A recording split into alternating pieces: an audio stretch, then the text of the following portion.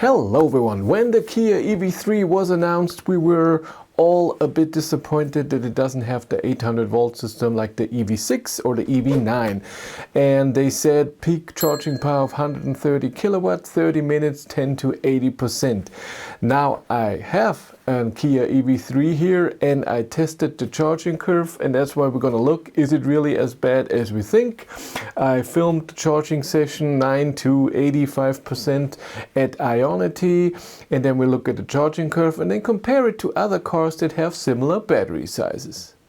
You have a company and you have a lot of company cars that are electric, and your employees want to charge at home as well. But how can you do that? How can you know how much the employee gets for the company cars for charging? So either you get a special home charger that can record exactly how you're charging at home and what was private, what was for business. Or you can have a software solution from Tronity, which is way cheaper.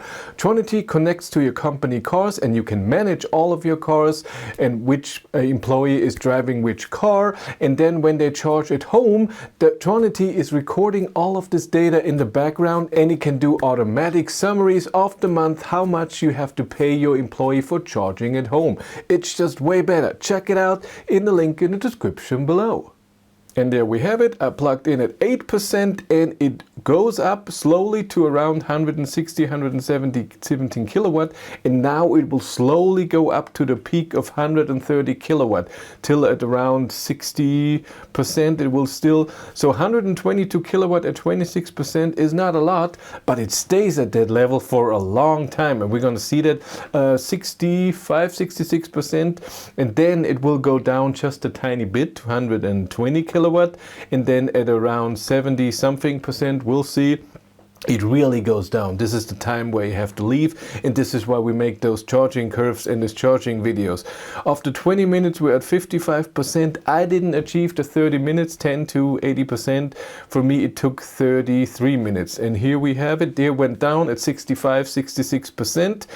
And 120 kilowatt, and here at 71% we're down at under 80 kilowatts. So here it's really slow.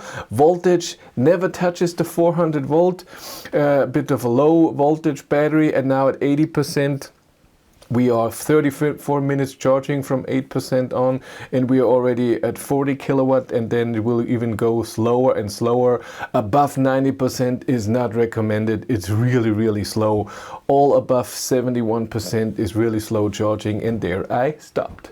Here we have the curve, and by the way, underneath in the description below you can have, there's a link to all of my charging curves, and so you can see all the curves that are in there that I tested. And the oldest are not the best, but everything in for a while I did the time, state of charge, power, and the kilowatt hours charged at that time, and then here the 10 to 80% also, and here again the kilowatt hours. But we see perfectly what I said goes down up very fast and then slowly to the peak, and then down to the 120 kilowatt and down to 70 kilowatt, and here at 76%, whoop, down extremely fast. So again, the charging curve is not as bad as I thought. And now let's compare. I have in here the Kia EV3, 81 kilowatt hours, 78 kilowatt hours can be used. The Renault Scenic, which has also around 80 kilowatt hour battery, and a Volkswagen ID.4, and I'm taking the Pro, so not the all-wheel drive, rear-wheel drive version, which also has 77 kilowatt hour battery. And in here the colors, red is the Kia, blue is the Renault, and yellow is the ID.4 Volkswagen. And we see in the beginning so the Scenic is a bit higher, but then the ID.4 with around 140, 145 kilowatt, and then here at around 40 something percent, the EV3 is the best, until here up to, what are we, around 70%, where it then crashes down and is at the level of the Renault Scenic. This is where the ID.4 is a bit better. So it's not that bad. You can see it that the Scenic is here in the beginning higher, but then the rest it's lower than all the others. And the ID.4 it's just till 40%, and then it's very similar. So if you only charge to the 70%, it's not that bad. Not at all. The times are a bit different. EV3 took 33 minutes, the Scenic 39 minutes, but it was also in the winter. But I preheated the battery, or it does it automatically. I was hoping it would be fine. And the ID4 took 28 minutes from 10 to 80%. And you can see that with the kilowatt hours. Here is now the same cars, but the kilowatt hours charged over time. And as you can see, ID4 is in yellow, Scenic in red, and EV3 in blue. And in the beginning, the EV3 is underneath, but then after 18 minutes around there, the ID4 is above, but the Scenic went down.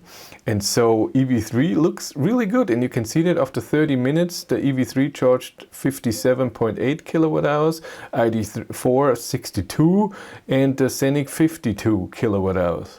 And last, let's look at the range added over time into the battery. The kilowatt hours are from the charger, so not really the kilowatt hours going into the battery. So there's charging loss, of course, but I have the 3 cars again in green, in blue the EV3, in red the Renault Scenic, and in yellow the ID4. And I took my average consumption that I got at 130 kilometers an hour. The EV3, I had a higher consumption, but I put it a bit down because it was a bit colder that day, 8 degrees or so in the morning, or even 6, and it rained 20% of the drive. The ID4 also was at around these temperatures, 8 to 10 degrees, and the Renault Scenic was in the winter.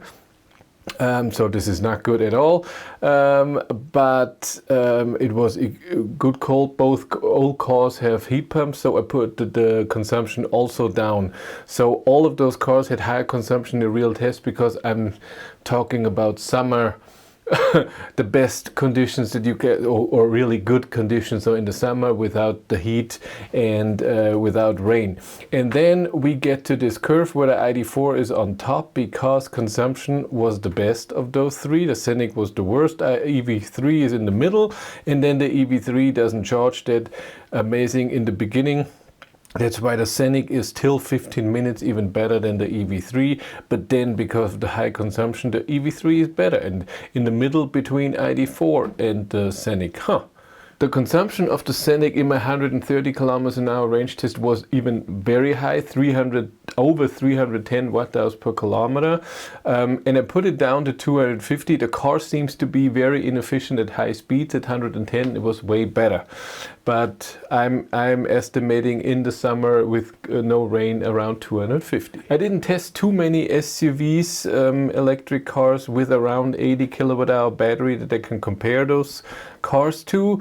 I mean, I tested other EVs, but with different battery sizes or smaller cars. So even an ID4 GTX all-wheel drive has a better charging curve. But this is an all-wheel drive version. These are all rear-wheel drive version. I want to stick to that. So as you can see, the charging curve of the Kia EV3 is not that horrible as we thought. I mean, the numbers, they're not sounding good when you say peak charging power of 130 kilowatt and it takes 30 minutes, 10 to 80%.